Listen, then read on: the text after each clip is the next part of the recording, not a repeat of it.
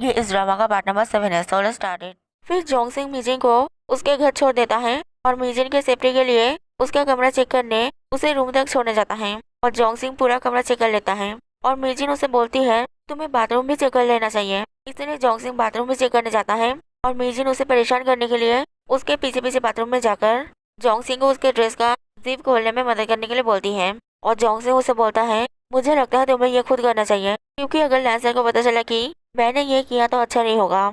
और मीजिन पूछती है क्या तुम्हें मैं खूबसूरत लगती हूँ और जोंग सिंह हाँ बोलकर चले आता है। फिर अगले दिन लैनविन कॉल कर अपने लोगों को वो बच जाने वाला शूटर क्वीन फू को मार डालने का ऑर्डर देता है। तभी बार्लिन उसे सुन लेती है और लैनविन से पूछती है तुम किससे बात कर रहे हो।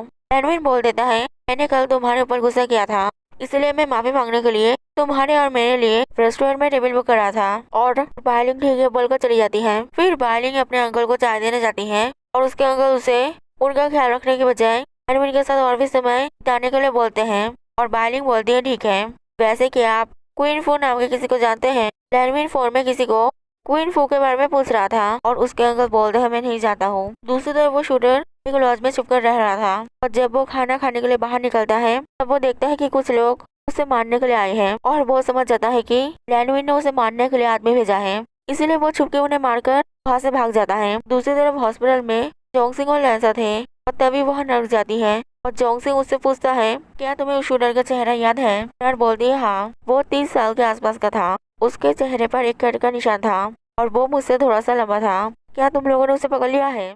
जोंग सिंह बोलता है अभी तक नहीं और वो वहाँ से चला जाता है। फिर नर्स लैंसर को बोलती है मैं क्या काम करूंगी।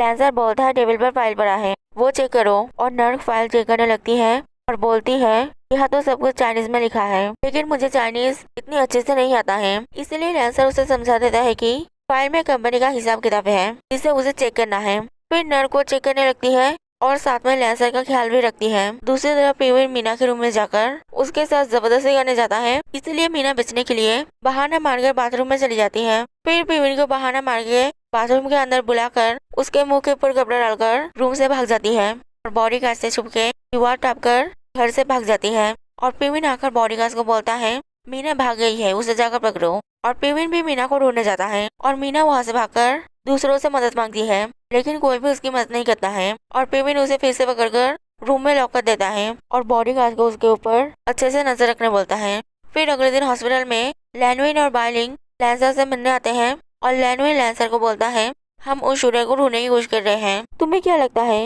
उस शूटर को ये काम किसने दिया होगा। लैंसर बोलता है मैं नहीं जानता हूँ क्योंकि बहुत सारे लोग हैं जो मुझे मारना चाहते हैं। लैनविन बोलता है मुझे लगता है ये पीविन ने किया है क्योंकि वही तुम्हें मारकर कंपनी का लीडर बनना चाहता है। और लैंसर बोलता है मुझे नहीं लगता है कि ये पीविन ने किया है और वैसे अंकल सर भी तो कंपनी का लीडर बनना चाहते हैं इसलिए वो भी तो ये कर सकते हैं। लैनविन और बार्लिन दोनों ही बोलते हैं कि डैड ऐसा कभी नहीं कर सकते हैं और लोग कह रहे हैं कि उस दिन किसी ने तुम्हारी मदद की थी जिसकी वजह से तुम बच पाए वो कौन था। लैंसर बोलता है कोई नहीं था उस दिन सारे शूटर्स मारे गए थे सिर्फ एक बच गया था जिसे हम ढूंढ रहे हैं। तो फिर तुम्हें ये सब किसने बताया है। लैनविन बोलता है तो भी शायद मुझे गलत फहमी हुआ है और वो दोनों वहाँ से चले जाते हैं।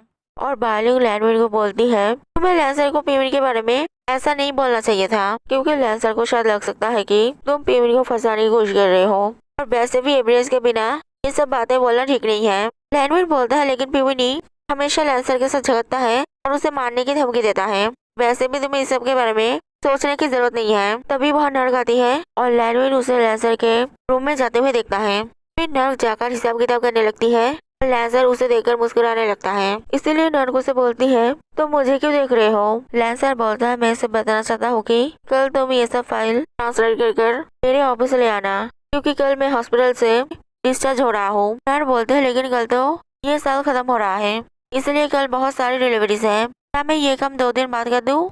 लैंसर बोलता है नहीं तुम कल 7 बजे उससे ऑफिस में मिलोगे और नर्स बोलती है ठीक है फिर कल मैं जल्दी से उठकर जल्दी से डिलीवरी कर दूंगा इसलिए अब मैं जाता हूँ। लैंसर बोलता है कल मुझसे मिलने के बारे में मत भूलना और नर्स बोलती है तुम ऐसे बोल रहे हो जैसे मुझे ना देखकर तुम सो नहीं पाओगे। लैंसर बोलता है हाँ और नर्स बोलती है मैं जानता हूँ कि तुम मजाक कर रहे हो तुम सिर्फ मुझसे काम कराना चाहते हो। और नर्स चली जाती है और तभी वह जोंग सिंह आता है और नर्स को बोलता है तुम आज इतनी जल्दी क्यों जा रही हो क्या तुम्हारा काम खत्म हो गया है। नर्स बोलती है नहीं तुम्हारे बॉस ने मुझे इतना सारा काम दिया है जो मुझे आज रात ही खत्म करना पड़ेगा क्योंकि कल साल का आखिरी दिन है इसलिए मुझे बहुत सारी डिलीवरी करना है। और नर्स चली जाती है। फिर जोंगसिंग जाकर देखता है कि लैंसर म्यूजिक सुन रहा है। इसलिए जोंगसिंग उसे बोलता है आजकल तुम्हारा मूड बहुत अच्छा रहता है। लैंसर बोलते हैं क्योंकि शायद अभी मुझे काम नहीं करना पड़ रहा है। और जोंगसिंग बोलता है हमारे आदमी अभी भी नन को नहीं ढूंढ पा रहे हैं, क्या मैं उनकी बदले में किसी और को नन को ढूंढने का काम दे दूं? लैंसर बोलता है तुम्हें जो अच्छा लगे वो करो।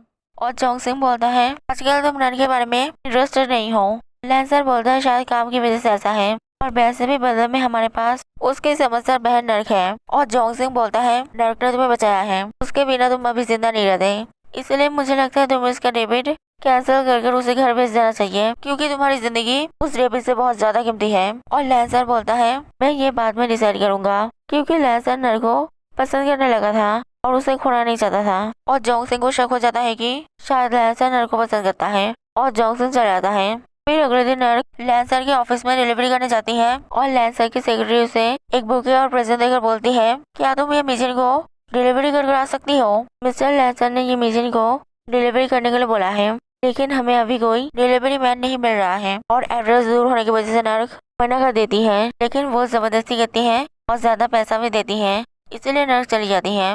फिर नर्क मीजिन को वो बुके और प्रेजेंट देती है और बोलती है यह लैंसर ने भेजा है। और मीजिन बोलती है लैंसर हर साल एक ही चीज देता है, और ये लैंसर ने नहीं खरीदा है, जोंगसिंग ने खरीदा है। लैंसर को तो पता भी नहीं होगा इसमें क्या है। लैंसर कभी भी किसी के लिए खुद प्रेजेंट नहीं खरीदता है, अगर वो किसी के लिए प्रेजेंट खरीदेगा तो फिर जरूर वो उसके लिए स्पेशल होगा। और नर्क बोलते हैं अगले साल मैं लैंसर को तुम्हारे लिए प्रेजेंट चूज करने के लिए बोलूंगा, और चली जाती है। दूसरी तरफ लैंसर ऑफिस जाता है और अपने सेक्रेटरी से पूछता है क्या नर्क ऑफिस आई थी? वो बोलती आई थी, लेकिन मैंने उसे मीजिन को प्रेजेंट डिलीवरी करने के लिए भेज दिया, क्योंकि डिलीवरी करने के लिए कोई नहीं था। और लैंसर बोलता है तुम नर को कैसे ऑर्डर दे सकती हो, उसे सिर्फ मैं ऑर्डर दे सकता हूँ, फिर कभी नर को ऑर्डर मत देना। फिर लैंसर मीजिन को कॉल कर नर के बारे में पूछता है, और मीजिन बोलती है वो 1 घंटे पहले चली गई है। और लैंसर नर को ढूंढने चले जाता है। फिर नर फाइल देने आती है और उसे पता चलता है कि लैंसर चला गया है। फिर नर कुछ देर इंतजार कर घर चली जाती है और देखती है कि लैंसर वहाँ उसके लिए इंतजार कर रहा है। लैंसर बोलता है मैंने तुम्हें 7 बजे आने के लिए बोला था, लेकिन तुम नहीं आए, तुम मेरी बात अवॉइड कर दूसरों की बात सुन रहे हो। नर बोलती है मैं मिजिन को डिलीवरी देने के लिए दूर गई थी, इसलिए लेट हो गई, और मैं नहीं जानती थी कि तुम मेरे लिए वेट कर रहे हो, और ये फाइल तुम्हारे लिए इतने इम्पोर्टेंट है, सॉरी। नर उसे एक हैंड वॉच प्रेजेंट देती है, क्योंकि उसने अटैक के दिन टैक्सी वाले को पैसे के बदले में लैंसर का घड़ी दे दिया था। और लैंसर बोलता है ठीक है, फिर कभी अपना प्रॉमिस मत तोड़ना। और नर बोलती है थैंक यू कि तुमने मेरे लिए इंतजार किया, आज तक किसी ने मुझे इतनी इम्पोर्टेंस नहीं दिया, इसलिए मैंने सोची थी कि अगर मैं नहीं आऊंगी तो तुम्हें कोई फर्क नहीं पड़ेगा। लैंसर बोलता है अब से तुम मेरे सिवाय और किसी की बात नहीं मानोगी, क्योंकि मैं तुम्हारा क्रिएटर हूँ और तुम्हारा प्रेजेंट बेड पर रखा है। और लैंसर चले आता है और नर देखती है कि लैंसर ने उसे एक क्यूबिक दिया है, इसलिए वो लैंसर को थैंक्स बोलने जाती है। तभी वह नए साल का फायरवर्क शुरू होता है और वो दोनों मिलकर वो देखते हैं। फिर लैंसर अपने घर चले जाता है। If you like this video then like, comment and subscribe it.